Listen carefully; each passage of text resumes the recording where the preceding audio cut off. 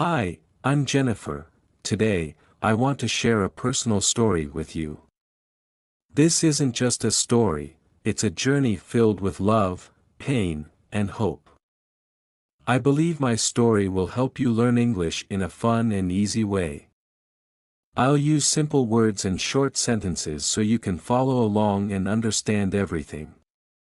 As you listen, you'll improve your English and learn valuable life lessons.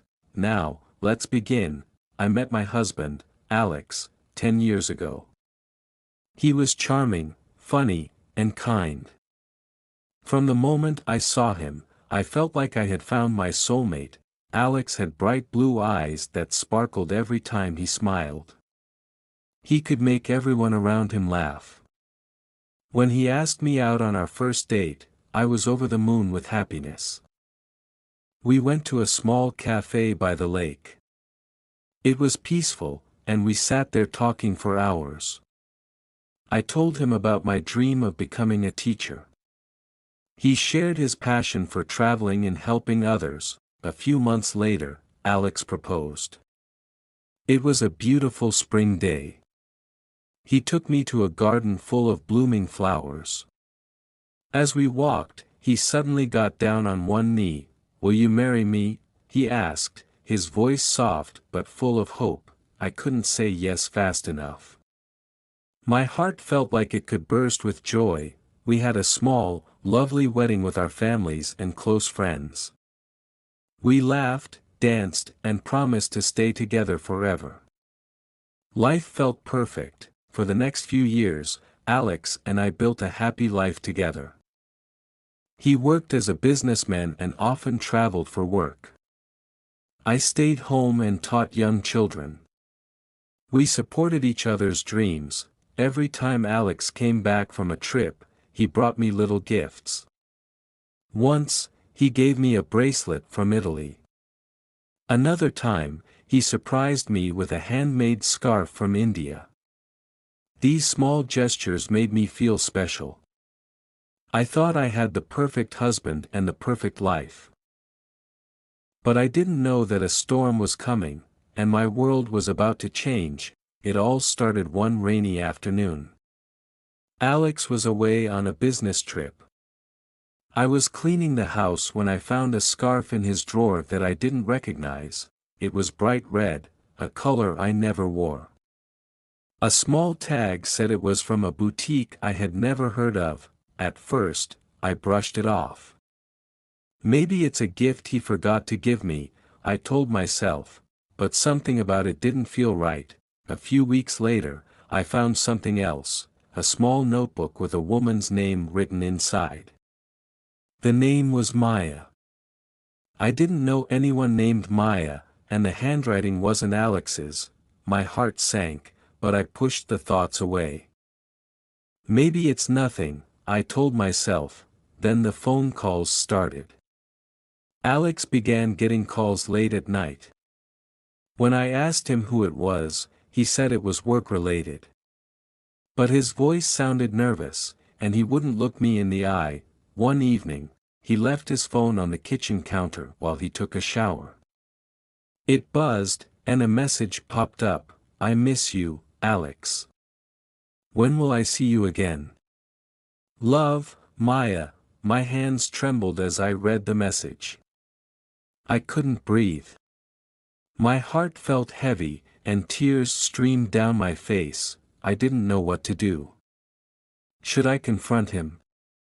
Should I pretend I didn't see it? The doubts grew louder in my head. After that, I started noticing more. Alex was distracted all the time.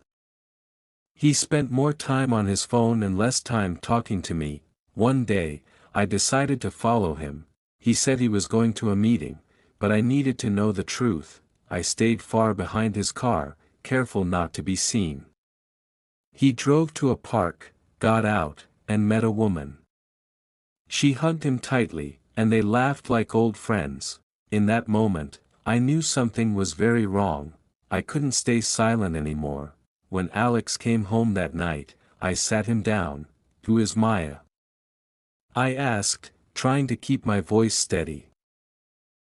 He looked surprised but didn't deny it. "She's just a friend," he said. But I didn't believe him. "I followed you," I admitted. "I saw you with her." His face turned pale. He knew he couldn't lie anymore. Slowly, he confessed, Alex had been living a double life. Maya wasn't just a friend, she was someone he had been seeing for years. Hearing those words felt like a knife to my heart. I had trusted Alex with everything. I thought he loved me the way I loved him. Now, it felt like my whole world was falling apart. He apologized and said he never meant to hurt me. But his words felt empty. How could he do this to me? To us, I cried for hours that night. I felt betrayed, lost, and broken. I didn't know what to do next. Should I forgive him? Could I ever trust him again? The days that followed were the hardest of my life. I felt like I was living in a bad dream. I couldn't eat, sleep, or think clearly. Every memory of Alex felt like a lie, but I knew I couldn't stay in this pain forever. I had to make a decision. After days of thinking and talking to my closest friends, I chose to leave Alex. It wasn't an easy choice. A part of me still loved him, but I knew I deserved better, someone who would be honest and faithful. When I told Alex I was leaving, he cried. He begged me to stay, but my mind was made up. I packed my bags and moved to a small apartment across town. It wasn't fancy, but it was mine. Starting over was scary, but it also felt freeing. I began to focus on myself. I started painting again, something I hadn't done in years. I spent time with friends and family who truly loved and supported me. I also went back to school to learn more about teaching. Helping children brought me joy and reminded me of my strength. Leaving Alex was the hardest thing I had ever done. But it was also the best decision for me. Over time, I healed. The pain didn't disappear overnight, but each day got a little better. I learned that it's okay to let go of something that no longer brings you happiness. I realized I was stronger than I ever thought. Now, I wake up every day feeling grateful. I have a job I love, friends who care about me, and a future full of possibilities. I even started a blog to share my story and inspire others who might be going through similar situations. Sometimes life doesn't go as planned. But even in the darkest times, there is hope.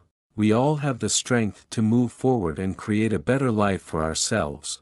Thank you for listening to my story.